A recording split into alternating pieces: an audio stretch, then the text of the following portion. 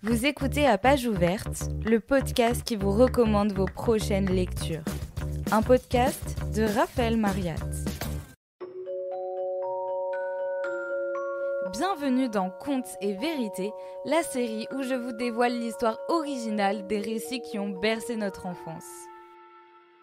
Saviez-vous que Rox et Rookie ne sont pas en réalité des amis d'enfance ? Que l'histoire d'un lien inattendu entre un chien de chasse et un renard est ce que veut nous faire croire Disney ? Dans le livre Le renard et le chien courant de Daniel Pratt Mannix, on découvre une lutte acharnée pour la survie dans une nature impitoyable.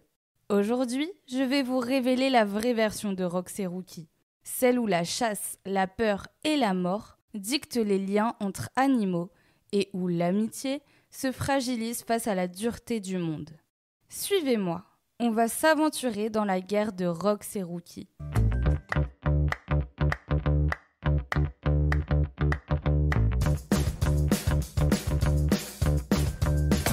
Rox et Rookie, ce sont les noms donnés aux renards et aux chiens qu'on connaît tous grâce à Disney. Mais en réalité, le dessin animé n'a pas inventé cette histoire. Il s'est inspiré du livre Le renard et le chien courant de Daniel Pratt Mannix. Dans ce livre, le renard s'appelle Todd et le chien se nomme Cooper. Alors, petit retour en enfance. Rox et Rookie commencent de façon assez douce, mais déjà triste. La mère de Rox meurt. Le petit renardeau est recueilli par une vieille dame seule qui cherchait justement un peu de compagnie. Elle s'en occupe avec beaucoup d'attention et très vite, une vraie connexion se crée entre eux. Pendant ce temps, le voisin de cette dame, un chasseur, adopte un petit chien. Il a déjà un chien plus âgé et veut dresser ce Saint-Hubert pour la chasse. Rox et Rookie se rencontrent, jouent à cache-cache et décident qu'ils sont meilleurs amis. Tout est naïf, doux et presque parfait. Mais quand on ouvre Le renard et le chien courant, le début est complètement différent. Cooper n'est pas un chiot naïf qui cherche juste un ami pour jouer. Lui, il rêve de chasser. Il veut traquer et ses proies préférées sont les cerfs. Il entend au loin les rires moqueurs d'un renard. Ce qui le rend fou de rage. Todd, le renard, s'amuse à attiser cette colère. Et ça ne finit pas dans un jeu innocent. Dans le premier chapitre du livre, on découvre que Cooper doit suivre son maître et d'autres hommes pour tuer un ours. Dans le dessin animé, l'ours apparaît subitement à la fin et c'est Rox qui agit en premier pour protéger Rookie et son maître. Dans le livre, c'est tout autre chose. Cooper prouve sa loyauté et son habileté en se battant contre l'ours tout seul, sans Todd. Puis le récit nous plonge dans la vie de Todd. Comme dans le dessin animé, une mère renarde est poursuivie par des chasseurs. Elle essaye de protéger ses petits, mais elle est tuée avec presque tous ses enfants. Seul Todd survit. Capturé par des humains, on s'occupe de lui, mais ses instincts sauvages restent intacts. Et c'est de là que Disney tire l'idée d'une amitié entre un renard et un chien. Todd s'attache à un chiot de la maison, mais dans le livre, rien n'est aussi idyllique. Todd ne veut pas être enfermé, il veut courir, être libre dans la nature. En grandissant, ses instincts de chasse reprennent le dessus, même s'il essaye de les contrôler pour ne pas provoquer le chaos. On voit aussi Cooper grandir. Le premier chien du chasseur est mort et Cooper se réjouit de cette situation. Contrairement au dessin animé, dans le livre, la relation entre les deux chiens est marquée par la rivalité dès le départ. Cooper devient le chien préféré du chasseur et n'attend qu'une chose, chasser un renard. Il s'entraîne dur, tandis que Todd apprend à survivre dans la forêt où il vit désormais. Il se cache des chasseurs. Il rencontre même une renarde avec qui il devient partenaire de chasse. Ensemble, ils se nourrissent, défendent leur territoire et repoussent les autres renards. La vie est dure, violente, loin de la tendre histoire d'amour entre Rox et Vixie dans le dessin animé. Dans le livre de Daniel Mannix, la renarde est violente. Elle s'attaque brutalement à ses rivales qui tournent autour de Todd. Finalement, Todd et la renarde fondent une famille.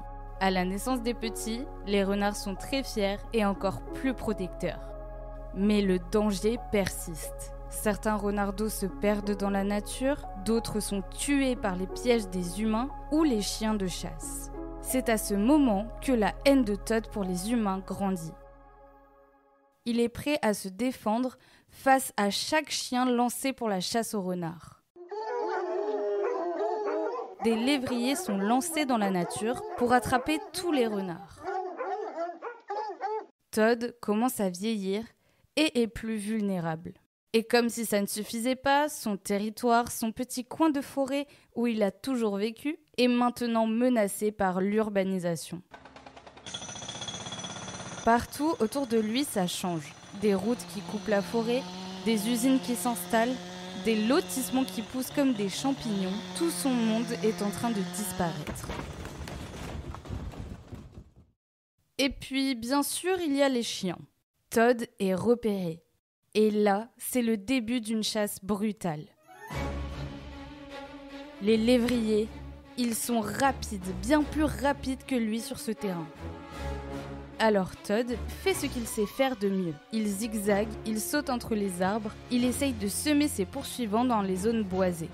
Il survit, oui, mais il est complètement épuisé. Son corps lui rappelle qu'il n'est plus tout jeune, qu'il n'est plus aussi vif qu'avant. Sa santé décline et il ne peut plus lutter aussi facilement contre les chiens. Dans cette course sanglante, Cooper et son maître sont là aussi. Mais attention, ils ne sont pas seuls. Ils sont mêlés à des centaines d'autres personnes, tous déterminés à tuer les renards. Cooper, lui, traîne un peu au début. Il n'arrive pas à trouver les pistes de ses proies. Mais après beaucoup d'efforts, il sent enfin Todd. Oui, Todd, le dernier renard qui reste dans ce secteur. Et là, Cooper mobilise toute son expérience. Il guide la meute à travers les bois et les champs. La chasse dure longtemps et elle se termine de manière terrible. Todd réussit à coincer Cooper. Ils tombent tous les deux côte à côte. Todd, épuisé, meurt dans la nature, abandonné. Cooper, lui, est ramené par son maître. Le chien est célébré comme le héros qui a tué le dernier renard. Mais cette victoire est de courte durée. Le maître de Cooper ne reste pas heureux très longtemps. Il sombre dans l'alcool, se laisse aller, devient mélancolique, misérable et s'isole complètement du monde. Cooper, fidèle, essaye de lui tenir compagnie, de lui apporter un peu de réconfort. Mais rien n'y fait. Et la fin du livre, elle est d'une violence froide. Le chasseur, déprimé, sort avec son fusil. Il prend Cooper avec lui et pleure. Puis, il tire sur son propre chien.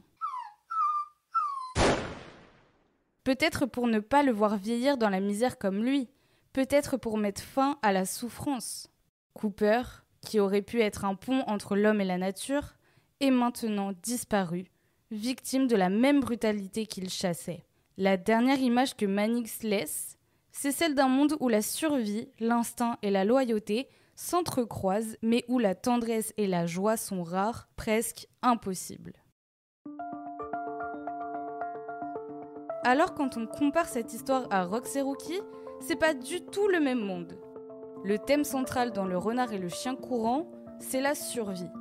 Mannix raconte la nature dans sa brutalité. La vie d'un renard et d'un chien courant, avec leurs instincts, la chasse, la violence de l'environnement. L'amitié, elle existe, mais elle est fragile, souvent menacée par la nécessité de survivre. Dans Rox et Rookie, il y a surtout l'innocence de l'enfance qui est mise en avant. La tendresse, la force du lien entre deux animaux très différents. La violence est presque inexistante. Les épreuves sont adoucies par l'humour, par des moyens touchants, et surtout, l'histoire se concentre sur l'apprentissage de l'amitié, de la loyauté. C'est une vision beaucoup plus optimiste et douce, faite pour les enfants.